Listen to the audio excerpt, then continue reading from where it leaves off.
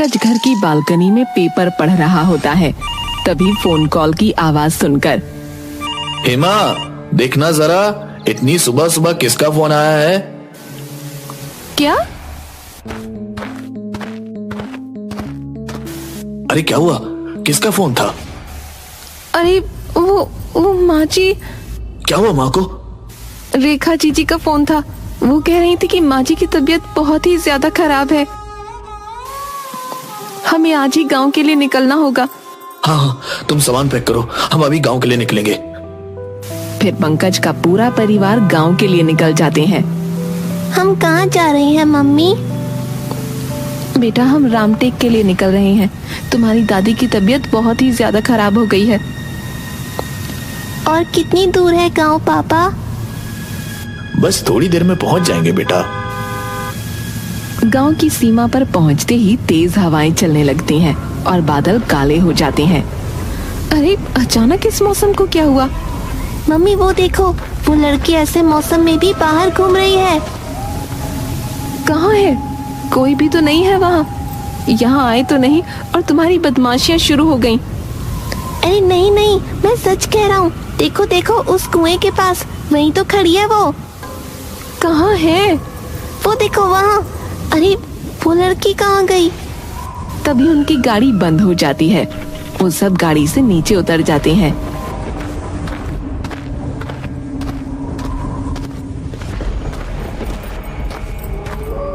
Mummy वो यहाँ खड़ी थी, बिल्कुल यहीं खड़ी थी। अरे हाँ बाबा, मान लिया तुम बिल्कुल बदमाशी नहीं करती, तुम तो बहुत समझदार बच्चे हो बस। और उसका हाथ पकड़कर ले जाती है। तभी उसे एक अजीब सा एहसास होता है। हेमा, पिंकू, चलो जल्दी, गाड़ी चालू हो गई है। कुछ ही देर में वो घर पहुंच जाते हैं। अरे ठीक से लगाओ फूल, मेरा बेटा आ रहा है। अरे माँ, तुम तो बिल्कुल ठीक हो। हमें तो फोन आया था कि तुम बीमार हो। अरे बीमार हो मेरे दुश्मन, मैं तो बिल्कुल हट्टी कट्टी हूँ। हाय, कितने दिन हो गए तुझे देखे, कितना दुबला हो गया है मेरा बेटा। माँ, ये पिंकू है, तुम्हारा पोता। अरे वाह, बिल्कुल तुझ पर ही गया है। तू भी बचपन में ऐसा ही था। अरे पर तुम्हें आने में देर हो गई। अरे हाँ, वो गांव के बाहर हमारी गाड़ी बंद हो गई थी, तो बस उसी में थोड़ा वक्त लग गया। तभी पंकज की बहन रेखा आ जाती है। अरे भैया, आप आ गए? अरे जीजी, वो हमें फोन आया था कि माँ की तबीयत खराब है। भाभी, आप ये चाहती हैं कि माँ की तबीयत खराब हो जाए? अरे नहीं जीजी, मेरा वो मतलब नहीं था। अरे ये डब्बू है ना, काफी बड़ा हो गया है। अरे चलो चलो, खाना तैयार है। हाँ बेटा, आज मैंने तेरे लिए खास देसी घी के लड्डू बनाए हैं। कितना दुबला हो गया है। अरे बहू, कुछ खाने को नहीं देती क्या तुम मेरे बेटे को? ऐसे ही घास फूस खिलाती होगी, इसीलिए माचिस की गाड़ी जैसा हो गया है। अरे माँ, वो सब तो ठीक है, पर तुम मुझे ये बताओ कि हमें ऐसे फोन क्यों किया कि तुम्हारी तबीयत खराब हो गई है? अरे बेटा, तुझे देखे हुए बहुत दिन हो गए थे और तू ऐसे तो आता नहीं, इसलिए मैंने तबीयत खराब होने के बहाने से तुझे बुला लिया। अरे मामा, चलो चलो अब खाना खा लेते हैं, मुझे बहुत जोरों की भूख लगी है। अगली सुबह पिंकू और डब्बू दोनों गांव घूमने जाते हैं। वहाँ पिंकू ने फिर उसी लड़की को देखा जिसे उसने गांव आते वक्त देखा था। पिंकू को देख वो लड़की भागने लगती है। अरे रुको रुको, तुम मुझे देखकर ऐसे क्यों भाग रही हो? अरे पिंकू, कहाँ भाग रहे हो? मैं यहाँ से आगे नहीं जाऊंगा और तुम भी मत जाओ। वहाँ जाने से सब मना करते हैं, उधर मत जाओ। पिंकू डब्बू की आवाज को अनसुना करते हुए उस लड़की के पीछे भागने लगता है। थोड़ी ही दूर जाकर वो लड़की रुक जाती है। अरे तुम मुझे देखकर भाग क्यों रही हो? मैं कोई भूत हूँ जो तुम्हें खा जाऊंगा? फिर से काले बादल छा जाते हैं और तेज हवाएं चलने लगती हैं। पिंकू ऊपर देखता है और जब फिर से वो नीचे देखता है, अरे वो लड़की फिर कहाँ गई? अभी तो यहीं थी। वो थोड़ा डर जाता है। पिंकू फिर वहाँ से लौट जाता है। मम्मी मम्मी, आज फिर मुझे वो लड़की मिली थी। कौन लड़की और क्या क्या बोलता रहता है तू आजकल? अरे मम्मी, वही लड़की जो मुझे गांव में आते वक्त कुएं के पास दिखी थी।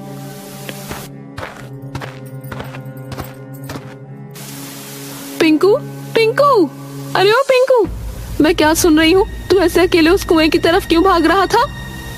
अरे मैं अकेले नहीं भाग रहा था, मैं उस लड़की के पीछे भाग रहा था जो मुझे देखकर भाग रही थी। नहीं नहीं माँ, ये अकेले भाग रहा था, वहाँ कोई लड़की नहीं थी। डब्बू तुम क्यों झूठ बोल रहे हो? माँ मैं सच कह रहा हूँ, मैं उस लड़की के पीछे ही भाग रहा था।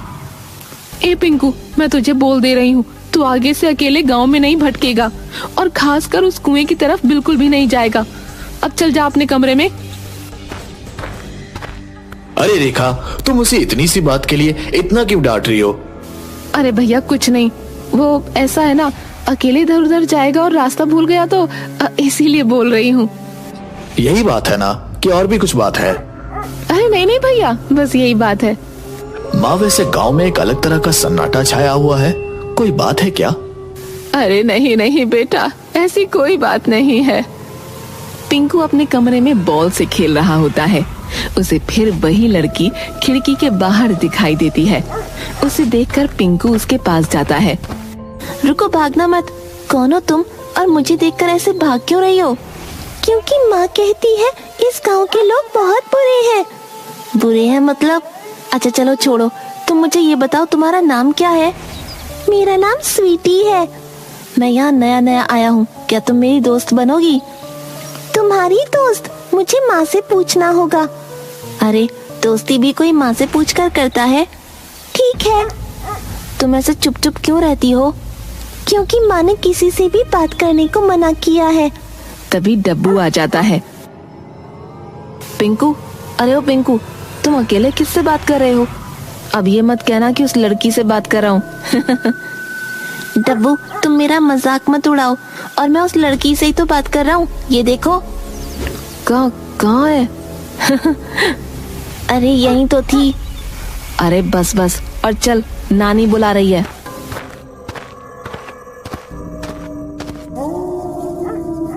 रात को जब सब सो रहे होते हैं तब पिंकू को स्वीटी की आवाज सुनाई देती है। पिंकू यहाँ आओ, मैं तुम्हारा इंतजार कर रही हूँ। पिंकू आवाज सुनकर घर के बाहर जाता है तो स्वीटी उसे दिखाई देती है। पिंकू चलो मेरे साथ। फिर स्वीटी बिना पलक झपकाए धीरे धीरे कुएं की तरफ आगे बढ़ने लगती है और पिंकू भी उसके पीछे पीछे जाने लगता है। दूसरी तरफ हेमा की नींद खुलती है और पिंकू को पास में न पाकर पंकज पंकज, पिंकू पता नहीं कहाँ चला गया। पानी पीने गया होगा, नहीं तो वॉशरूम गया होगा। इतनी रात को और कहाँ जा सकता है? नहीं नहीं, वो मुझे उठाए बिना कहीं नहीं जाता। फिर दोनों उसे ढूंढने लगते हैं। ढूंढते ढूंढते दोनों उस दिशा में पहुंच जाते हैं जिस तरफ स्वीटी और पिंकू गए थे। वहाँ पिंकू को देखकर पिंकू, पिंकू कहाँ जा रहे हो इतनी रात को? फिर दोनों उसे घर ले आते हैं। अगली सुबह, दूध पी ले बेटा। नहीं पीना मुझे, मैं दूध नहीं पीऊंगा। अच्छा तो क्या पिएगा फिर? मुझे खून पीना है। सभी हैरानी से पिंकू की तरफ देखने लगते हैं। पिंकू, तुम्हारी बदमाशी फिर से शुरू हो गई। मैंने कहा ना मुझे खून चाहिए। और दूध का गिलास फेंक देता है और वहाँ से चला जाता है। पता नहीं यहाँ जब से आया है तब से कुछ अजीब ही बर्ताव कर रहा है। कभी किसी लड़की के बारे में कहता है तो कभी कुछ और ही बदमाशी। कल तो हद ही कर दी, रात को अकेले बाहर घूम रहा था। क्या अकेले गांव में घूम रहा था? तो ठीक तो है ना, तुझे कुछ हुआ तो नहीं? पंकज, हम आज ही शहर वापस चलेंगे। अरे नहीं बहू, अभी कितने दिन हुए हैं तुम्हें यहाँ आए, तुम फिर से जाने की बात कर रही हो। मैं एक बहुत बड़े तांत्रिक को जानती हूँ, मैं उन्हें बुलवाकर पूजा करवाऊंगी, पर भगवान के लिए तुम मत जाओ, मैं तुम्हारे आगे हाथ जोड़ती हूँ। ठीक है माँ। फिर सुलोचना एक बहुत बड़े तांत्रिक को बुलाती है और पूजा करवाती है। ग्रीम ग्रीम चामुंडाय, इस बच्चे को कोई बुरी शक्ति नुकसान पहुंचाना चाहती है। ग्रीम ग्रीम चंद्रा स्त्रीम्भ्रा। ये लो बेटा, ये अपने बेटे के कलाई पर बांध दो और ये दूसरा घर के प्रवेश द्वार पर बांध दो। रात को जब सब सो रहे होते हैं तब पिंकू को फिर से एक आवाज सुनाई देती है और पिंकू घर के बाहर चला जाता है। अचानक उसके हाथ से मौली छूट जाती है और इसी के साथ घर के दरवाजे पर से भी धागा टूटकर नीचे गिर जाता है और दरवाजा अचानक खुल जाता है। पिंकू उस कुएं की तरफ जाने लगता है। पिंकू, पिंकू रुक जाओ बेटा, रुक जाओ, उस तरफ मत जाओ। नहीं पिंकू, चलो, ये सब तुम्हारे दुश्मन है। कूद जाओ अभी कुएं में, ये सब तुम्हारे दुश्मन है, कूद जाओ। और पिंकू कुएं में कूद जाता है। पिंकू! हेमा, हेमा उठो, हेमा क्या हुआ? पिंकू, पिंकू कहाँ है? वो उस कुएं की तरफ गया है। मैंने अभी अभी उसे देखा और वो कुएं में कूद गया। अरे फिक्र मत करो, यहीं कहीं होगा। हो सकता है माँ के पास जाकर सो गया हो।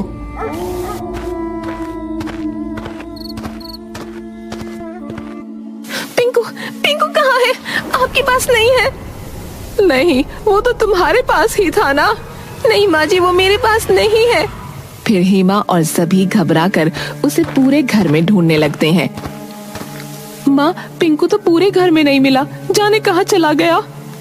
मैंने अभी सपने में देखा, वो कुएं की तरफ गया है। हाँ, वो कुएं की तरफ ही गया है, उस कुएं में जाकर कूद गया। माँ जी, मुझे बहुत डर लग रहा है। चलो हम सभी उस कुएं की तरफ चलकर देखते हैं। अरे, इस प्रवेश द्वार का धागा किसने तोड़ा? ये जरूर उस बुरी शक्ति का काम होगा। फिर पंकज और सभी घर वाले पिंकू को मशाल लेकर उस कुएं की तरफ ढूंढने जाते हैं। कहीं ये फिर से उस कुएं की तरफ तो नहीं जा रहा था? कुएं की तरफ? आप सब मुझसे कुछ छुपा रहे हैं। हम जब से यहाँ आए हैं कुछ अजीब ही एहसास हो रहा है। अरे भैया, अब तुझसे क्या छुपाना, उस कुएं पर किसी का साया है और मुझे डर है कि हमारा पिंकू उसी वजह से ऐसी हरकतें तो नहीं कर रहा। साया है? क्या तुम भी अभी भी इन अंधविश्वास में विश्वास रखती हो? मैं इन सब में नहीं मानता, ये बस उसकी शरारत है। ज्यादा लाड प्यार की वजह से बिगड़ गया है। माँ जल्दी देखिए, ये आपका पोता क्या कर रहा है? सुलोचना और बाकी सभी दौड़ते हुए आते हैं। ये तो एक चींटी को मारने से भी डरता था, अब देखो उस मुर्गी की गर्दन को कैसे तोड़कर खा रहा है। अरे स्वीटी, तुम भी खाओ ना, बहुत टेस्टी है। हो ना हो, ये उसी साये का काम है। पंकज, हमें जल्द से जल्द कुछ करना होगा। मैं पंडित जी से बात करती हूँ इस बारे में। चलो, तुम्हें मेरा घर देखना था ना, मैं तुम्हें मेरे घर लेकर चलती हूँ। पिंकू स्वीटी के पीछे पीछे जाने लगता है। देखो, ये तुम्हारे घर वाले भी हमारे पीछे पीछे आ रहे हैं। ये तुम्हें मारना चाहते हैं, ये तुम्हारे दुश्मन हैं। अगर तुम सब यहाँ नहीं रुके तो मैं खुद की जान ले लूंगा। फिर वो दोनों कुएं के पास पहुँच जाते हैं। देखो, ये है मेरा घर, ये कुआं, इस कुएं में रहती हो तुम। हाँ, मेरी माँ अंदर है, तुम मिलोगे मेरी माँ से, वो बहुत अच्छी है। तभी गांव वाले और पंडित कुएं के पास पहुँच जाते हैं। देखो, वो सब फिर से आ रहे हैं। चलो जल्दी कूद जाओ पिंकू कुएं में, ये सब तुम्हारे दुश्मन हैं, ये तुम्हें मारना चाहते हैं। चलो मेरे साथ। तभी पंडित मंत्रों का जाप करके पिंकू की तरफ भगवान का सिंदूर उड़ा देता है और पिंकू बेहोश हो जाता है। कुएं में भी सिंदूर डाल देता है। फिर साधना तड़पती हुई कुएं से बाहर आती है। साधना, तुम? तू तो वही थी ना जिसने मेरे पोते को वश में करके रखा था। क्या दुश्मनी है तेरी उससे? वो तो यहाँ पहली बार आया है। दुश्मनी? तुम पूछ रही हो कि मेरी दुश्मनी क्या है उससे? अरे याद नहीं तुमने क्या किया था मेरे साथ? कितना गलत किया था तुमने मेरे साथ। गलत किया था मतलब? क्या हुआ था तुम्हारे साथ, बताओ मुझे। पंकज और मैंने घर वालों के खिलाफ जाकर शादी की थी, तो इसने हम दोनों को घर से बाहर निकाल दिया था। फिर हम दोनों यहीं पास में एक घर में रहा करते थे। फिर नौकरी की वजह से पंकज भी शहर चला गया, मैं यहाँ अकेली रहा करती थी। तब ये मुझे यहाँ आकर मुझे परेशान करती और पंकज को छोड़ने के लिए कहती, पर हम नहीं माने। फिर कुछ समय बाद हमारी एक बेटी हुई, तब तक पंकज मुझे छोड़कर जा चुका था और इस सुलोचना देवी ने मुझे खुदकुशी करने पर मजबूर कर दिया। इसी कुएं में मैंने अपनी जान दे दी। मेरी बेटी मेरे लिए रोती बिलखती, पर मैं कुछ न कर पाती। तभी से मेरी आत्मा इस कुएं में भटक रही है। हाँ पंकज, हमारी बेटी स्वीटी, पर तुम तब तक मुझे छोड़कर जा चुके थे। क्या मैं छोड़कर चला गया था? नहीं, तुम ही मेरे साथ नहीं रहना चाहती थी, तुम ही तो मुझसे परेशान हो गई थी। पर मुझे तुम्हारी माँ ने कहा था कि अब तुमने किसी और से शादी कर ली है, तुम मेरे साथ नहीं रहना चाहते। पर माँ ने तो मुझसे कहा था कि तुम गांव छोड़कर जा चुकी हो और तुमने उनसे कहा कि अब तुम मेरे साथ नहीं रहना चाहती। माँ, मतलब ये सब तुम्हारा किया धरा था? तुम हमें अलग करने के लिए इस हद तक गिर जाओगी, मैंने कभी सोचा नहीं था माँ। मुझे माफ कर दे बेटा। माफ कर दूं तुम्हें? तुमने एक बेगुनाह की जान ली है, तुम्हारी वजह से आज साधना मेरे साथ नहीं है और तुम कहती हो कि मैं तुम्हें माफ कर दूं? मुझे तो तुम्हें माँ कहने में भी शर्म आ रही है अब।